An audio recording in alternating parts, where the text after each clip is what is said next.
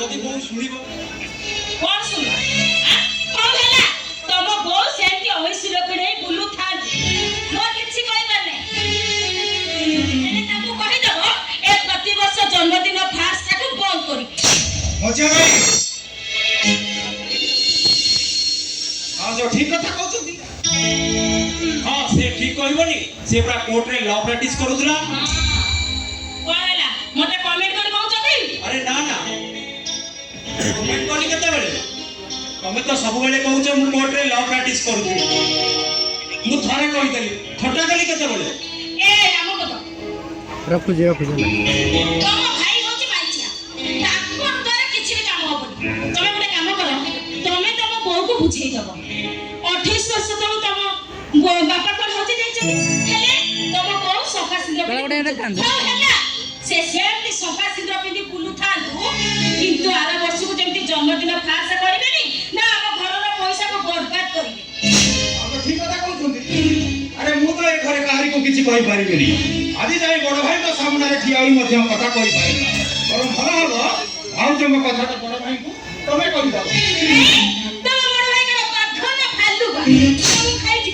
ए सुनो तमे माने से तम बड़ भाई को कहि पारिबेनी हेले मु कहि देबे भाई मु कोन काहा को डर छी ना कर मु बोलो जा बसंतिया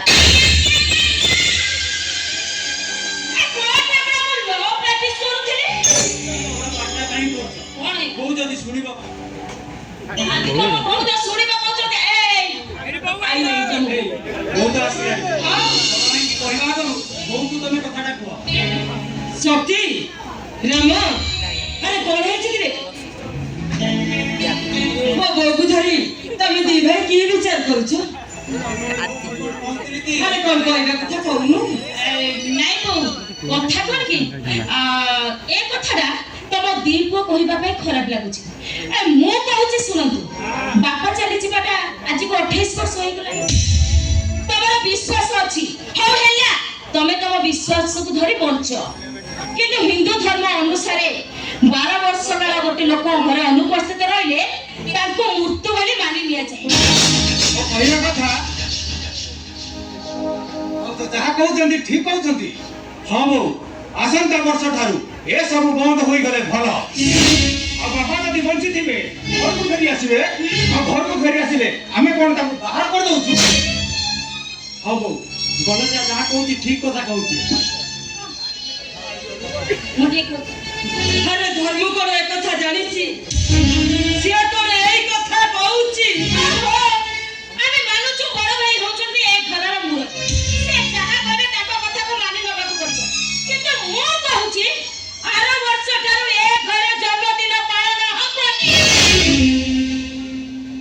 ना तम बापा को जन्मदिन हबो एई घरे हबो प्रति वर्ष हबो जे जन्मदिन को तमने कहीं भी बंद कर दे परिबनी तोरे ते जीत काई की ओ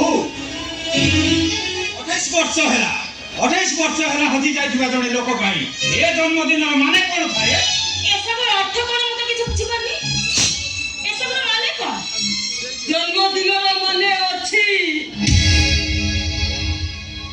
ए कथार माने भी किछि अछि और ए जन्मदिन मतलब भी अछि अरे 28 वर्ष दिन तम बापा करे हजी जाई छ हेले मो मन पाउछि तम बापा बुझी छथि से दिन ना दिने हम पाखु निश्चय फेरी आसी हेले 28 वर्ष तोड़ हजी जाई थिबे लोकटा ए सही परिसा गाल को बाकरे से मरी जाई छ ए गाल को सबलो को कहि की मने रखिबे हेले मो मन पाउछि तम बापा बुझी छथि से जीवित अछथि से मो पाखु निश्चय फेरी आसीबे आउ सेहिति पाई मु आज जन्मदिन उत्सव पालन करूछि अरे जन्मदिन उत्सव पालन बंद हो गले ऐसा ही परिचय गाँ लोक आगे तुम बापा सब दिन मरी जीवे अरे तुम मैंने कर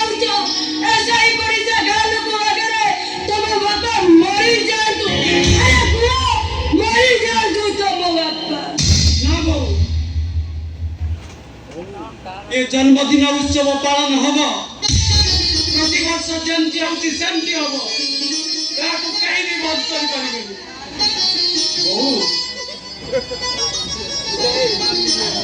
ଭୁଲ ହେଇଯାଇଛି ବୋଉ। ନା କଣ କହୁଛ ଭାଟ କଲେ? ମୁଁ କଣ କହିବି? ଏଇଟା ତ ତମ ଘର କଥା ତମେ ବୁଝିବ। ଏଇଟା ତ ମୋ ପର୍ସନାଲ ନୁହେଁ।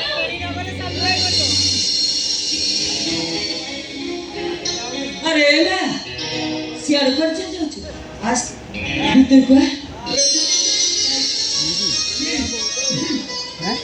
मारे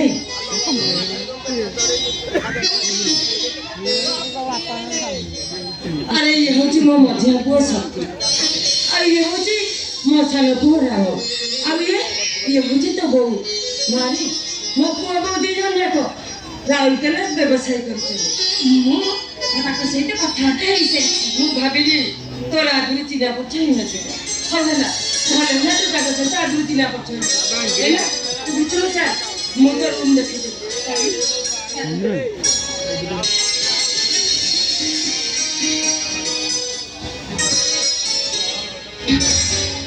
ରାମ ରାଉରକେଲାରେ ବିଜନେସଟା ଆଉ ଭଲ ଚାଲୁନି। ମୁଁ ଭାବୁଛି ସେଠି ବିଜନେସ ବନ୍ଦ କରିଦେଇ ଘରକୁ ଚାଲି ଆସିବି। ଘରକୁ ଆସି କରିବ କଣ? ଦେଖିବା ଯାହା ଗୋଟେ କରିବା। ନା ନା, ଯାହା କରିବ ବଡ ଭାଇକୁ ପଚା। ବଡ ଭାଇ ଯାହା ପରାମର୍ଶ ଦେବେ ତମେ ସେଇଆ କରିବ।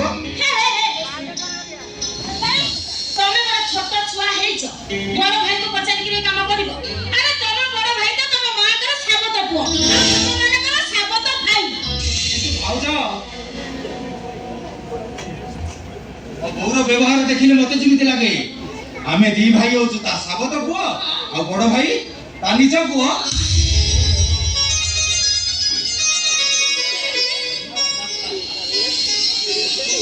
ମନଜା ରାମପଦ ଠିକ କହିଛି। ଏ ଗାଁରେ ସମସ୍ତେ କୁହନ୍ତି ଯେ ବଡ ଭାଇ ହଉଛନ୍ତି ତାଙ୍କର ନିଜ ପୁଅ ଆଉ ଆମେମାନେ ସବୁ ସାବତ।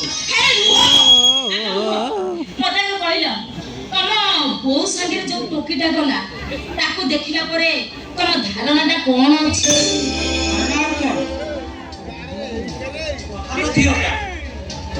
ଅସୁବିଧାରେ ପଡି ଆମ ଘରେ ରହୁଛି। ସୁବିଧା ହେଲେ 2-4 ଦିନ ଭିତରେ ଚାଲିଯିବ। ମତେ କାହିଁକି ଲାଗୁନି ଏ ମେଢଟା ଏଠୁ ଉଠିବ। अंदर में कुछ काला है ମାନେ କଣ ବୁଝିପାରୁନି? ମତେ ଲାଗୁଛି ଏ ଟୋକିଟାକୁ ତମ ବଡ ଭାଇ ବୋଧେ ଭଲ ପାଉଛନ୍ତି। ବନ୍ଦ କର। ବଡ ଭାଇ ନାଁରେ ଏମିତି ବାଜେ କଥା କୁହନି। କଣ ବାଜେ କଥା କହିବା? ତମେ ସିନା ତମ ବଡ ଭାଇକୁ ପୁରା ଠାକୁର ବୋଲି ମାନୁଛନ୍ତି। ତମେ ତ ବାହା ହେଇଯାଇଛ। ତମ ସାନ ଭାଇ ସିଏ ଅଛନ୍ତି, ହେଲେ ବଡ ଭାଇ ଏପର୍ଯ୍ୟନ୍ତ ପାଇଲେ। ଯଦି ବଡ ଭାଇ ତାଙ୍କୁ ଭଲ ପାଇବେ ଏଥିରେ କ୍ଷତି କଣ ଅଛି? ଚାନ୍ସଟା ଦବା ନା। ବନ୍ଦ କର। ଏସବୁ ଯାହା କହୁଛ ତମେ ଚିନ୍ତା କରି କହୁଛ ତ? ହେଲେ ବଡ ଭାଇଙ୍କ ନାଁରେ ଏମିତି ବାଜେ କଥା କୁହନି।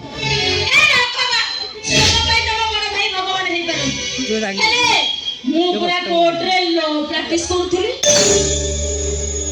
ମୁଁ କଣ ଉଡିଗଲା ଚଢେଇର ପୁରା ପରଗଣି ଦବା ଲୋକ। ହେଲେ ମତେ କଣ ଲାଗୁଛି ଜାଣିଛ? ଏ ମେଢଟା ଏ ଘରୁ ଆଉ ଉଠିବନି। ଏଥରକ ତମ ଭାଇ ବେକରେ ସେ ଚାବି ନେନ୍ତା ହେଇ ଝୁଲିବ। ବନଜା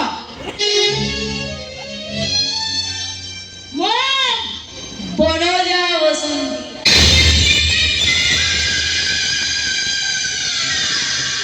ଆରେ କୋର୍ଟରେ ପୁରା ମୁଁ ଲ ପ୍ରାକ୍ଟିସ କରୁଥିଲି। କଥାଟାକୁ ଟିକେ କେସ୍ କରି ଜାଣିପାରେ।